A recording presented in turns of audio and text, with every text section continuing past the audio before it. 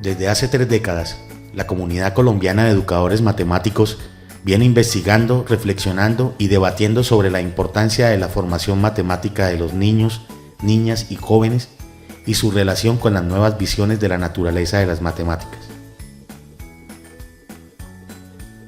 En Colombia, desde los inicios de la República hasta la década de los 70, llegó a tener una visión de la naturaleza de las matemáticas como un cuerpo estable e infalible de verdades absolutas, lo que condujo a suponer que solo se requería estudiar, ejercitar y recordar un listado más o menos largo de contenidos matemáticos, definiciones, propiedades de objetos matemáticos, axiomas, teoremas y procedimientos algorítmicos para formar a todos los estudiantes en el razonamiento lógico y en los conocimientos matemáticos.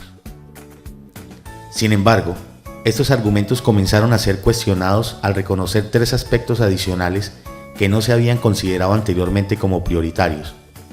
Primero, la necesidad de una educación básica de calidad para todos los ciudadanos, atendiendo a toda la población juvenil, independientemente de su preparación en las matemáticas de la educación básica primaria y de su motivación o desmotivación por las mismas. El otro aspecto es que el mundo social y laboral fuertemente tecnologizado del siglo XXI requiere cada vez más de herramientas proporcionadas por las matemáticas y por las nuevas tecnologías para desempeñarse en forma activa y crítica en su vida social y política, y para interpretar la información necesaria en la toma de decisiones y el papel de las matemáticas en la consolidación de los valores democráticos. Por otro lado, el papel de las matemáticas en la consolidación de los valores democráticos hacía necesario que en los procesos de enseñanza de las matemáticas se asumiera la clase como una comunidad de aprendizaje donde docentes y estudiantes interactuaran para construir y validar conocimiento, para ejercer la iniciativa, la crítica y aplicar ese conocimiento en diversas situaciones y contextos. Esto implica entonces una reestructuración de los procesos de enseñanza de las matemáticas, pasar de una enseñanza orientada solo hacia el logro de objetivos específicos relacionados con los contenidos del área, a una enseñanza que se oriente a apoyar a los estudiantes en el desarrollo de competencias matemáticas, científicas, tecnológicas, lingüísticas y ciudadanas.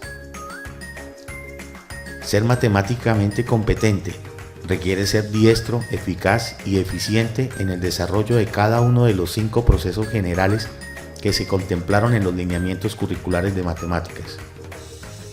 Formular y resolver problemas. Modelar procesos y fenómenos de la realidad. Comunicar. Razonar. Y formular, comparar y ejercitar procedimientos y algoritmos. Es decir, ser competente en matemáticas es saber hacer en contexto.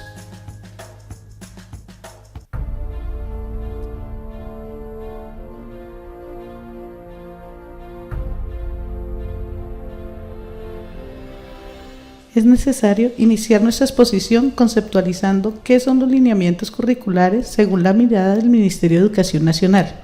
Los lineamientos curriculares se originan en 1996 mediante la Resolución 2343 del Ministerio de Educación Nacional. Ellos son orientaciones que reglamentan la parte académica de las instituciones educativas. Nos dan autonomía en cuanto a procesos curriculares y en cuanto a los planes que se hagan en pro o mejoramiento de la educación nacional. En nuestro caso, orientan el currículo en el área de matemáticas. Además, tiene unos elementos conceptuales comunes como lo son los núcleos temáticos. Nos dan fundamentaciones en el desarrollo educativo y nos permite contextualizar dicho currículo según las necesidades del entorno en el cual se desenvuelven nuestros estudiantes.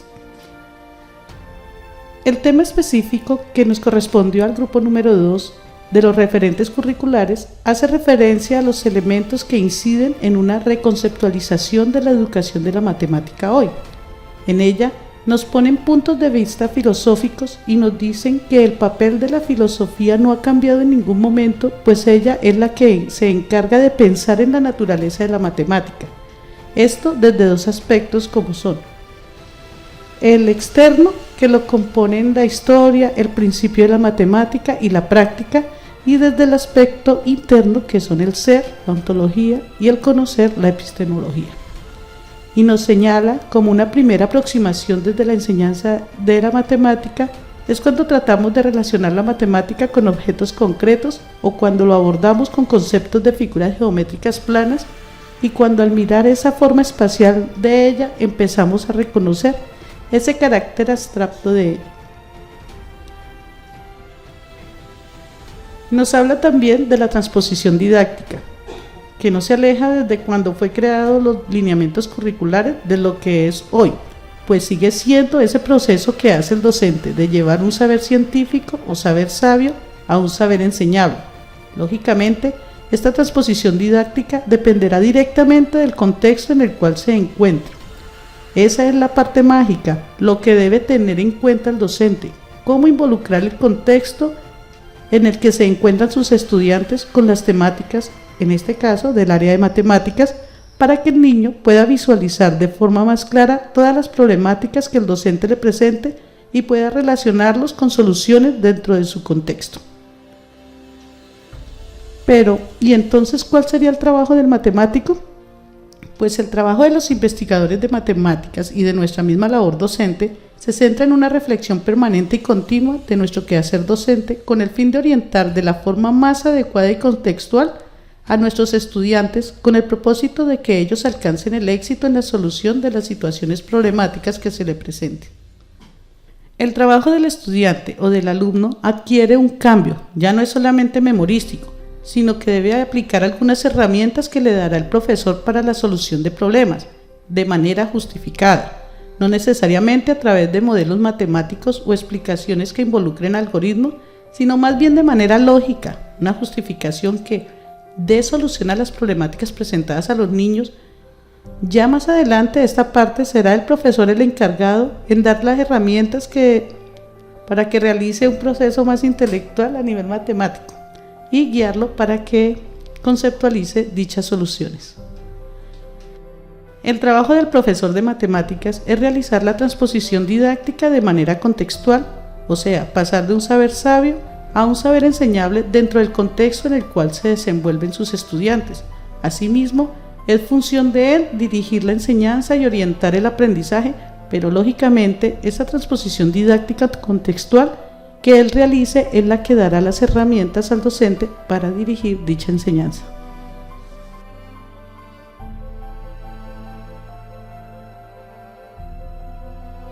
En el año 1998, la filosofía tuvo un papel importante en la reconceptualización de la educación de las matemáticas en esa época. El papel de la filosofía fue dar cuenta de la naturaleza de las matemáticas. Desde el punto de vista filosófico, considera la matemática como un subsistema cultural con características en gran parte comunes a otros sistemas semejantes. Paul Ernst retoma este punto de vista y propone una reconceptualización del papel de la filosofía de las matemáticas, que tenga en cuenta la naturaleza, justificación y génesis tanto del conocimiento matemático como de los objetos de las matemáticas, las aplicaciones de estas en la ciencia y en la tecnología, y el hacer matemático a lo largo de la historia. Este planteamiento ha llevado a considerar que el conocimiento matemático está conectado con la vida social de los hombres, que se utiliza para tomar determinadas decisiones que afectan a la colectividad y que sirve como argumento de justificación. En este punto de vista filosófico de las matemáticas, reconoce el carácter abstracto de ellas. Es de anotar que a diferencia de las abstracciones en otras disciplinas, los niveles de abstracción en las matemáticas son crecientes, llegando unos a constituirse en fuentes de otros, de tal manera que las matemáticas avanzan en el campo de los conceptos abstractos y de sus interrelaciones. La comparación que nosotros hacemos en la actualidad es que hoy en día ya no se habla de filosofía de las matemáticas como en esa época. Hoy en día ya se habla de competencias, que es la capacidad que el estudiante maneja articuladamente conocimientos, habilidades y actitudes para facilitar el desempeño flexible y con sentido de una actividad en contextos relativamente nuevos y retadores. Todos ellos aterrizados en unos desempeños que son señales o pistas que ayudan al docente a valorar la competencia en sus estudiantes. Contiene elementos, conocimientos, acciones, destrezas o actitudes deseables para alcanzar la competencia propuesta. Es así como una competencia se evidencia en niveles de desempeño que le permiten al maestro identificar el avance que un estudiante ha alcanzado en un momento dado del recorrido escolar. La transposición didáctica, en palabras de Chevalar, la resume en su frase célebre del saber sabio al saber enseñado. La transposición didáctica tiene por objeto de estudio el saber, en nuestro caso el saber matemático, que es el saber sabio, que no es el mismo en el que se sitúa la matemática escolar, que es el saber enseñado. La distancia que hay entre ambos saberes se produce por la serie de transformaciones que hace el docente que los hacen accesible a un determinado nivel. Chevalar considera que el saber del profesor y su relación con el saber sabio es base del estudio de la transposición didáctica, afirmando: el profesor tiene que enseñar una parte del saber sabio o erudito, del cual los matemáticos profesionales e investigadores puros son sus poseedores y fabricantes. La sociedad demanda enseñar una parte de este saber, lo que supone que ella debe tener utilidad social. Para responder a esta demanda, es necesario transformar el conocimiento para que se vuelva enseñable a un nivel dado. Este punto es clave en cuanto a que el profesor debe cuestionarse acerca de su relación con el saber enseñar, así como con el saber erudito. Entonces, tanto en el año 98 como en la actualidad se le da gran importancia a la transposición didáctica.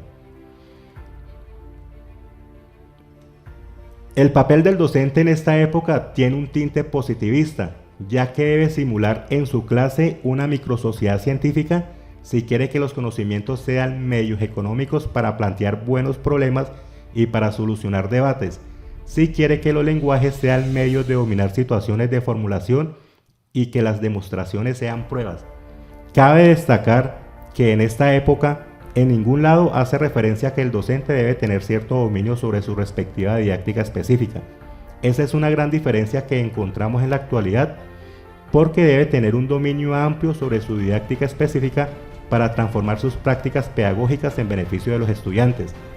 Hoy en día, en la actualidad, se habla de unos grandes marcos específicos de la didáctica de las matemáticas, como son la teoría de las situaciones didácticas de Brousseau, el enfoque ontosemiótico de Godino, la teoría de la objetivación de Rockford, la teoría antropológica de lo didáctico de Chevalar, la socioepistemología de Carvalho y la educación matemática crítica de Stonehouse.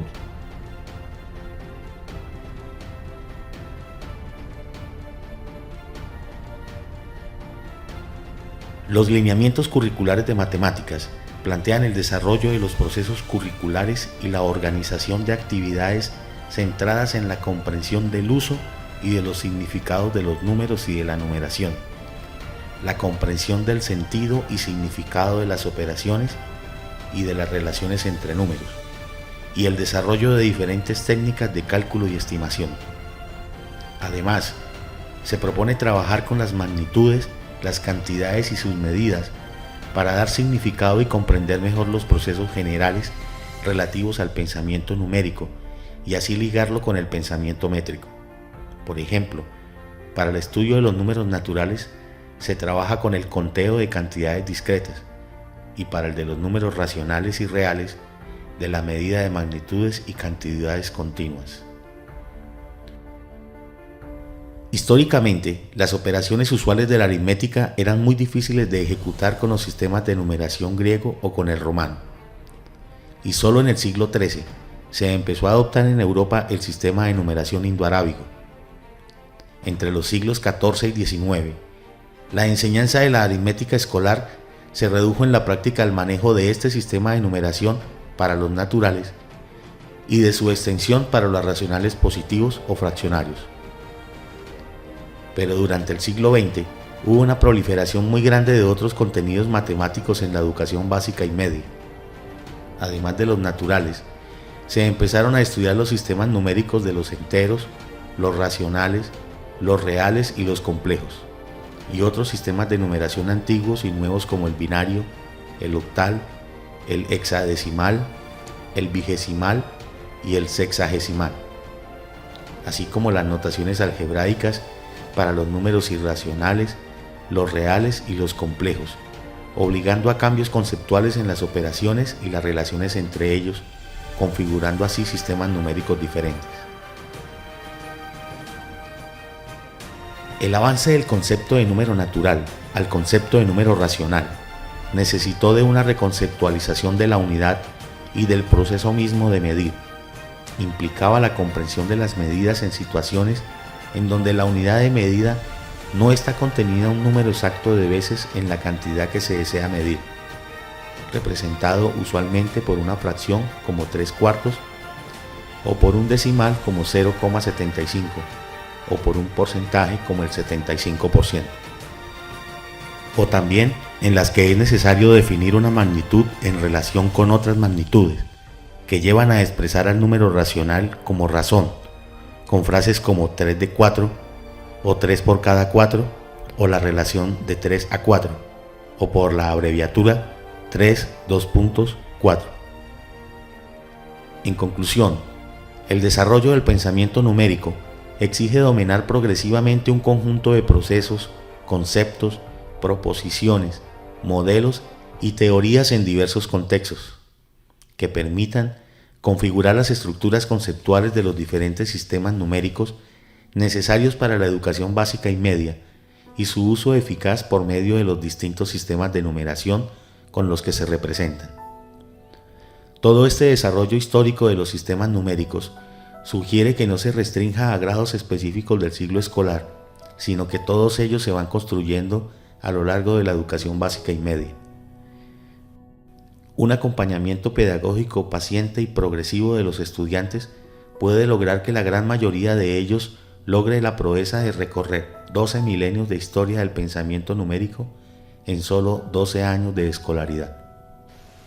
¿Qué tal, compañeros? Mi nombre es Mauricio Castro. Quiero compartir con ustedes algunas apreciaciones con respecto al pensamiento numérico y al sistema numérico. En este tipo de dinámicas, el pensamiento numérico ha evolucionado, ha cambiado la didáctica desde el docente, y eso es lo que queremos reflexionar, cómo ha sido ese proceso, esa evolución. Noten ustedes que en el pensamiento numérico ya no intentamos simplemente pensar en símbolos y que esos símbolos, además de representar una cantidad, puedan ser operados bajo unas ciertas propiedades. Hoy en día la matemática y ese pensamiento numérico en general aborda ya una contextualización, hacer de que haya una comprensión de ese sistema numérico para poder aplicarlo en un espacio, en un ambiente, en una cotidianidad. Ustedes pueden observar aquí que ya la intención es proponer actividades, ¿sí? El proponer actividades para comprender ese sistema numérico hace de que los estudiantes hagan, digamos, recreaciones de cómo aplicar ese conocimiento a un contexto, a un diario vivir. En cuanto a los cálculos, los números, digamos, si sabemos que la finalidad es resolver problemas, tenemos que exponerlos frente a un ejercicio práctico, que el docente empiece a trabajar con los estudiantes en la practicidad de las herramientas matemáticas. Si miran aquí que muchos procesos se pueden hacer a través de estimaciones, aproximaciones, uso de tecnología como la calculadora, es bueno hacer que nuestros estudiantes contextualicen, personalicen, digamos, en el tiempo en el que estamos trabajando hoy en día, las situaciones concretas.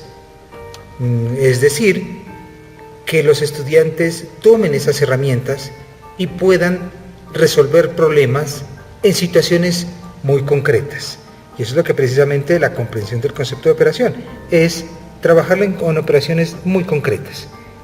Esa es la tarea del docente.